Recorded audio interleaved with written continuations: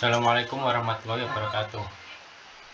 Perkenalkan, nama saya Nanang Setiawan dengan NIM 22080694 dari kelas akuntansi 2022C.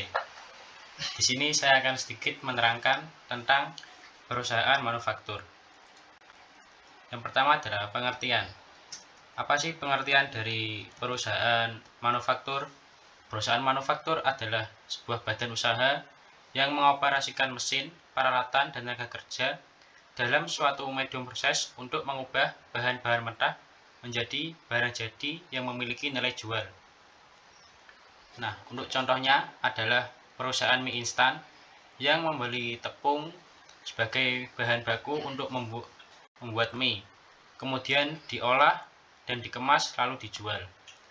Untuk contoh lainnya adalah perusahaan pakaian yang mengolah kain menjadi baju kemudian dijual kembali. Untuk contoh siklus perusahaan manufaktur adalah seperti di bawah ini. Perusahaan manufaktur membeli bahan baku kepada produsen, kemudian menjualnya kepada konsumen. Selanjutnya adalah gambaran kegiatan perusahaan manufaktur. Perusahaan membeli bahan baku, kemudian melalui proses produksi untuk menjadi barang jadi. Nah, untuk menjadi barang jadi tersebut, proses produksi memerlukan tenaga kerja atau buruh langsung. Dan buruh langsung atau tenaga kerja tersebut juga memerlukan peralatan untuk memproses barang-barang mentah menjadi barang jadi. Selanjutnya adalah masalah khusus perusahaan manufaktur. Yang pertama ada persediaan, kedua biaya pabrikasi atau manufacturing cost, yang ketiga biaya produksi dan beban pokok produksi.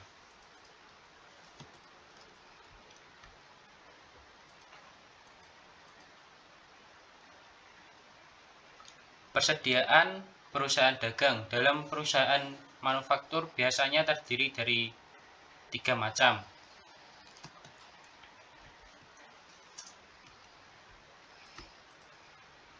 Satu, persediaan bahan baku. Yang kedua, persediaan barang dalam proses. Yang ketiga, persediaan barang jadi. Persediaan bahan baku melaporkan harga pokok bahan baku yang ada pada tanggal neraca. Bahan baku adalah barang-barang yang digunakan dalam proses produksi.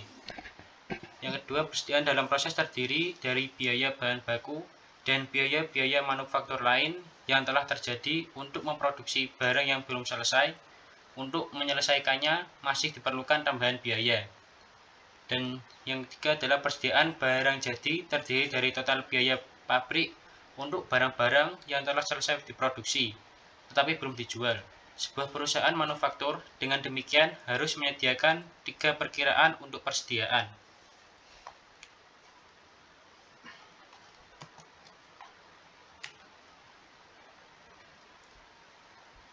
Selanjutnya adalah biaya manufaktur.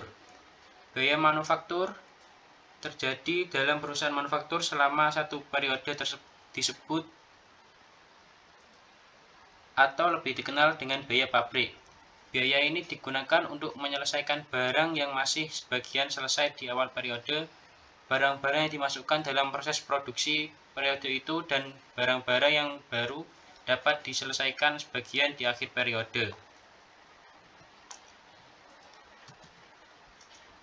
Pada dasarnya, biaya pabrik dapat dikelompokkan menjadi 1. Biaya bahan baku, yaitu biaya untuk bahan-bahan yang dapat dengan mudah dan langsung diidentifikasikan dengan barang jadi. Contoh bahan baku adalah kayu bagi perusahaan mebel atau tembakau bagi perusahaan rokok. Yang kedua, biaya tenaga kerja langsung. Biaya tenaga kerja langsung adalah biaya untuk tenaga kerja yang menangani secara langsung proses produksi atau yang dapat diidentifikasikan langsung dengan barang jadi. Contoh buruh langsung adalah tukang kayu dalam perusahaan mebel, atau pelinting rokok dalam perusahaan rokok. Yang ketiga, biaya overhead pabrik.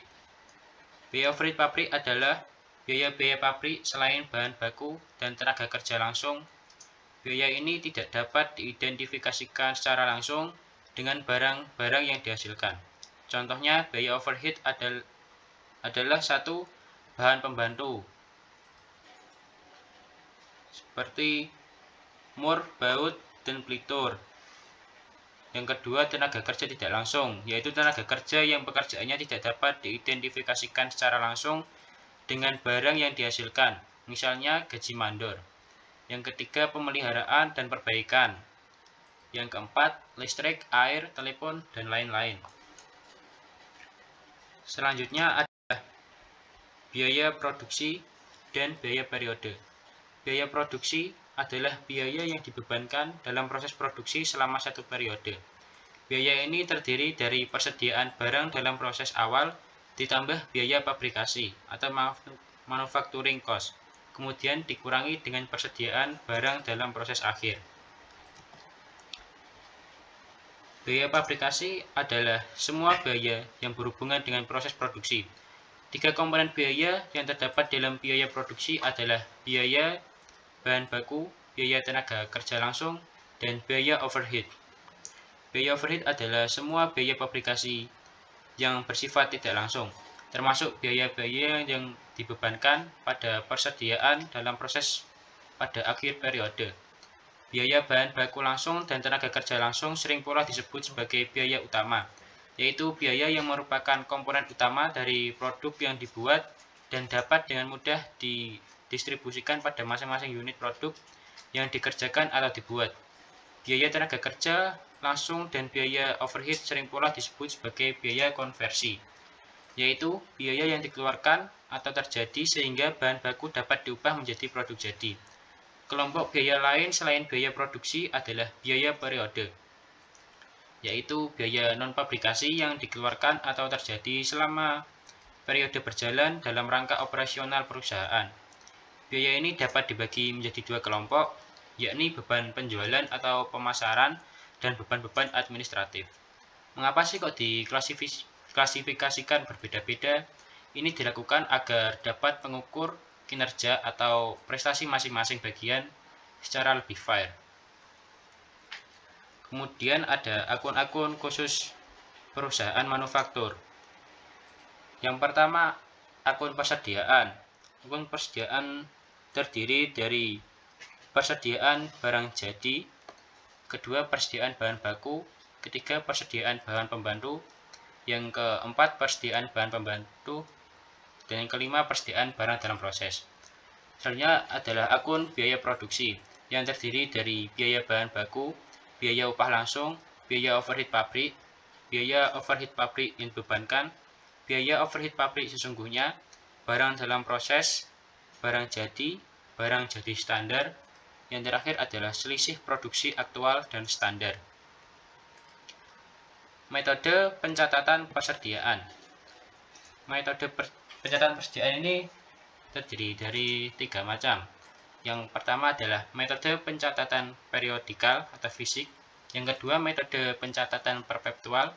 Yang ketiga, kombinasi metode pencatatan periodikal dan perpetual. Yang pertama adalah metode pencatatan periodikal. Metode ini tidak mencatat mutasi kuantitas barang. Barang yang digunakan untuk produksi tidak pernah dicatat oleh bagian akunting. Begitu juga pada saat pembelian. Jurnal yang timbul dari beberapa transaksi yang berhubungan dengan barang akan dijurnal oleh bagian akuntansi. Contoh jurnalnya adalah seperti berikut. Untuk pembelian bahan, pembelian berada di sisi debit dan di sisi kreditnya adalah utang usaha, kas atau bank. Yang kedua, pemakaian bahan tidak dijurnal. Dan yang ketiga, penjualan barang jadi. Di sisi debit adalah piutang usaha, kas atau bank, dan yang di sisi kredit adalah penjualan. Penyesuaian di akhir periode laporan keuangan mencatat nilai persediaan akhir. Persediaan bahan baku akhir terletak di sisi debit dan ikhtisar publikasi atau bahan terletak di sisi kredit. Persediaan barang dalam proses terletak di sisi debit dan sisi kreditnya adalah ikhtisar publikasi. Persediaan barang jadi terletak di sisi debit dan untuk sisi kreditnya adalah ikhtisar laba rugi barang jadi akhir. Selanjutnya adalah mencatat nilai persediaan awal atau pembalik pada awal periode. Untuk jurnalnya adalah ikhtisar publikasi terletak di sisi debit dan sisi kreditnya adalah persediaan bahan baku atau awal. Yang kedua, ikhtisar publikasi barang masih dalam proses terletak di sisi debit dan di sisi kreditnya adalah persediaan barang dalam proses. Yang terakhir adalah ikhtisar laba rugi terletak di sisi debit dan sisi kreditnya adalah persediaan barang jadi. Kemudian yang kedua adalah metode pencatatan perpetual. Metode ini selalu mencatat mutasi kuantitas barang. Barang yang digunakan untuk produksi selalu dicatat oleh bagian akunting. Begitu juga pada saat pembelian. Jurnal yang timbul dari beberapa transaksi yang berhubungan dengan barang akan dijurnal oleh bagian akuntansi. Contoh penjurnalnya adalah sebagai berikut. Pembelian bahan, persediaan bahan baku, dan persediaan bahan pembantu terletak di sisi debit dan juga sisi kreditnya adalah utang usaha, kas, atau bank. Selanjutnya pemakaian bahan. Untuk pemakaian bahan penjurnalannya adalah BDP biaya bahan baku terletak di sisi debit dan di sisi kreditnya adalah persediaan bahan baku. BDP overhead pabrik bahan pembantu terletak di sisi debit dan di sisi kreditnya adalah persediaan bahan pembantu. Kemudian untuk penjurnalan akun pemakaian atau pencatatan biaya upah dan overhead. BDP upah langsung terletak di sisi debit dan di sisi kredit adalah utang gaji atau upah. BDP overhead pabrik sesungguhnya terletak di sisi debit dan sisi kreditnya adalah persediaan bahan pembantu dan kas atau utang biaya. Ini adalah contoh untuk mencatat laporan bahan hasil produksi. Dan yang ketiga adalah kombinasi metode pencatatan periodikal dan perpetual. Dalam praktiknya di usaha industri sangat membutuhkan informasi terperinci tentang mutasi bahan baku dan barang jadi.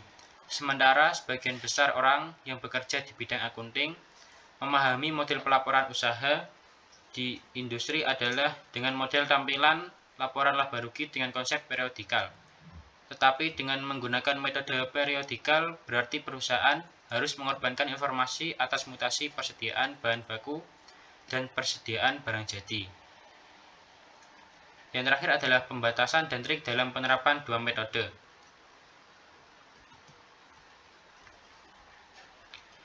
Yang pertama adalah persediaan bahan baku, yang kedua persediaan bahan pembantu, yang ketiga persediaan barang dalam proses, dan yang terakhir adalah persediaan barang jadi. Untuk persediaan bahan baku menggunakan sistem pencatatan perpetual murni berdasarkan actual cost. Actual cost yaitu nilai bahan baku dicatat sesuai dengan harga pembelian aktualnya. Begitu juga saat pemakaian bahan ke produksi dicatat sesuai dengan harga pokok aktualnya. Yang kedua adalah persediaan bahan pembantu. Pencatatan untuk persediaan bahan pembantu ini diperlakukan sama dengan persediaan bahan baku, yaitu menggunakan sistem pencatatan perpetual murni berdasarkan actual cost. Yang ketiga adalah persediaan barang dalam proses. Dan yang terakhir adalah persediaan barang jadi. Persediaan barang jadi dicatat dengan metode perpetual untuk kuantitasnya. Maksud metode perpetual di kuantitas barang jadi yaitu barang yang dimaksud dan yaitu barang jadi yang masuk dan keluar selalu dicatat oleh bagian akunting. Sekian, terima kasih penjelasan singkat dari saya. Apabila ada kesalahan dalam menyampaikan materi, saya mohon maaf. Wassalamualaikum warahmatullahi wabarakatuh.